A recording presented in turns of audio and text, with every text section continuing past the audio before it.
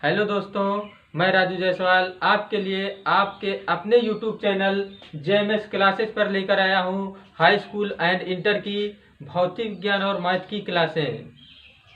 इसमें आप लोगों को मैं अच्छा पढ़ा सकूं, इसके लिए आप लोग मेरे चैनल को सब्सक्राइब, लाइक एंड अधिक से अधिक शेयर करें। तो आज आप लोगों का पहला चैप्टर भौतिक विज्ञान का है प्रकाश, लाइट। पहली हेडिंग है आपकी लाइट, प्रकाश। प्रकाश क्या है दोस्तों? प्रकाश एक प्रकार की ऊर्जा है जो हमारे दृष्टि ज्ञान को जागृत करता है। दोस्तों, प्रकाश एक प्रकार की ऊर्जा है जो हमारे दृष्टि ज्ञान को जागृत करता है, जिसके द्वारा हम लोग सभी वस्तुओं को देख सकते हैं, लेकिन प्रकाश हमें स्वयं दिखाई नहीं देता है। अब आप लोग आ जाइए प्रकाश के गुण पर।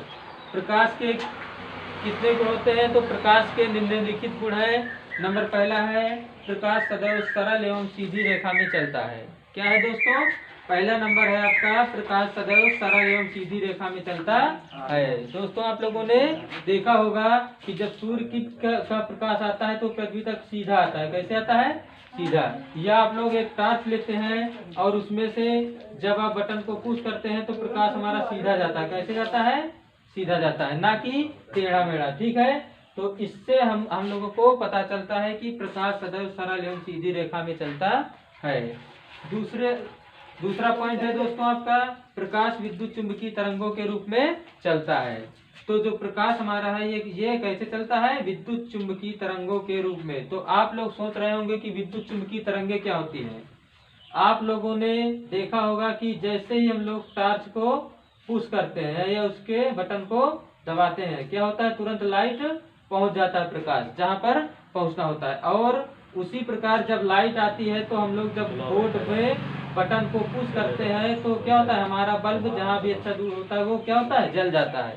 तो इससे हम लोगों को पता चलता है कि जो प्रकाश की लाइट है ये विद्युत, यानी जिस स्पीड से विद्युत की लाइट चलती है उसी स्पीड से प्रकाश हमारा क्या है? चलता है। तीसरा पॉइंट है प्रकाश निर्वात में चल सकता है और निर्वात में प्रकाश की चाल 3×10⁸ मीटर प्रति सेकंड होता है। हाँ दोस्तों, आप लोग सोच रहे होंगे कि निर्वात क्या है। तो निर्वात वह होता है जहां पर वायु ना हो या वातावरण ना हो। निर मतलब ना हो, वात मतलब वातावरण। तो दोस्तों, ऐसा स्थान जहां पर वायु नहीं होती है उसे क्या कहते हैं? निर्वात कहते हैं। तो निर्वात में हमारा प्रकाश जो है वो चल सकता है। और निर्वात में प्रकाश की चाल कितनी होती है? 3×10⁸ मीटर प्रति सेकेंड या 3 लाख किलोमीटर प्रति सेकेंड। हाँ दोस्तों, तो हमारा जो प्रकाश है वो 1 सेकेंड में 3 लाख किलोमीटर की दूरी तय कर लेता है। चौथा पॉइंट है आपका प्रकाश का चिकने एवं पालिशदार तलों से परावर्तन होता है। तो आप लोगों ने देखा होगा कि अगर हम लोग कोई शीशा लेते हैं, क्या लेते हैं? शीशा जो पीछे पॉलिश किया हो, तो इसका ऊपरा सिरा क्या होगा? चिकना होगा। तो जब हम लोग इस पर प्रकाश डालते हैं तो वो प्रकाश क्या होता है? उसी दिशा में लौट जाता है। तो इससे पता चलता है कि प्रकाश का चिकने एवं पालिशदार तलों से परावर्तन होता है। दोस्तों, आपका पांचवा पॉइंट है प्रकाश पारदर्शी माध्यमों से गुजर सकता है। तो पारदर्शी माध्यम क्या होता है? ऐसा माध्यम जिससे हम लोग आर पार देख सकते हैं, पारदर्शी माध्यम कहलाता है। दोस्तों, पारदर्शी माध्यम जैसे हम लोग कांच ले लें तो कांच से क्या होता है? हम लोग आर पार देख सकते हैं। तो इससे ये पता चलता है कि प्रकाश पारदर्शी माध्यम से गुजर सकता है। अगर आप लोग प्रैक्टिकल करना चाहें तो एक कांच ले लें और एक टॉर्च ले लें। टॉर्च से एक कांच ले लिया हमने और इधर टॉर्च, और जब टॉर्च हम लोग जलाएंगे तो क्या होगा? प्रकाश इस साइड पहुंच जाएगा। तो इससे हमें ये पता चलता है कि जो प्रकाश है वो एक यानी कि पारदर्शी माध्यम से गुजर सकता है। अगली हेडिंग है आपकी दीप्त वस्तुएं। दोस्तों, दीप्त वस्तुएं क्या होती हैं? ऐसी वस्तुएं जिनमें स्वयं का प्रकाश होता है दीप्त वस्तुएं कहलाती हैं। जैसे सूर्य हो गया, तारे हो गए, विद्युत बल्ब हो गया, लालटेन हो गया, जुगनू हो गया आदि। तो दोस्तों, सूर्य क्या है? सूर्य एक आग का गोला है जिसको प्रकाश की जरूरत दूसरे से नहीं होती है, उसमें स्वयं का प्रकाश होती है। तो ऐसी वस्तुएं जिनमें स्वयं का प्रकाश होता है दीप्त वस्तुएं कहलाती है। अब आ जाइए आप लोग अदीप्त वस्तुएं पर। अदीप्त वस्तुएं क्या होती हैं? ऐसी वस्तुएं जिनमें स्वयं का प्रकाश नहीं होता है बल्कि वे दीप्त वस्तुओं की सहायता से दिखाई देती हैं। क्या कहलाती हैं? अदीप्त वस्तुएं कहलाती हैं। उदाहरण, चंद्रमा हो गया, कुर्सी हो गया, मेज हो गया, ब्लैक बोर्ड हो गया आदि। चंद्रमा जो है ये सूर्य से प्रकाश लेता है, उसके बाद चमकता है। और अगर सूर्य ना हो तो हम लोग कुर्सी, मेज, ब्लैक बोर्ड आदि को नहीं देख सकते हैं। इसीलिए कहा गया है कि जो अदीप्त वस्तुएं होती हैं वो हमें दीप्त वस्तुओं की सहायता से दिखाई दे। दोस्तों, आप लोगों का अगला टॉपिक है प्रकाश का परावर्तन। तो प्रकाश का परावर्तन क्या होता है आप लोग देख लीजिए। जब प्रकाश की किरण किसी चिकने या पालिशदार तल से टकराता है तो उसका अधिकांश भाग उसी माध्यम में वापस लौट आता है। इस घटना को प्रकाश का परावर्तन कहते हैं। देख लीजिए आप लोग, ये हमारा एक चिकना या पालिशदार तल है। ये चिकना है और ये नीचे पालिश किया हुआ है। आपका कैसा है? ये पालिश किया हुआ तल है। जब हम लोग इस पर प्रकाश डालेंगे तो उसी माध्यम में वापस लौट जाएगा। इस घटना को क्या कहते हैं? प्रकाश का परावर्तन। ये आपका चिकना और पालिशदार तल है।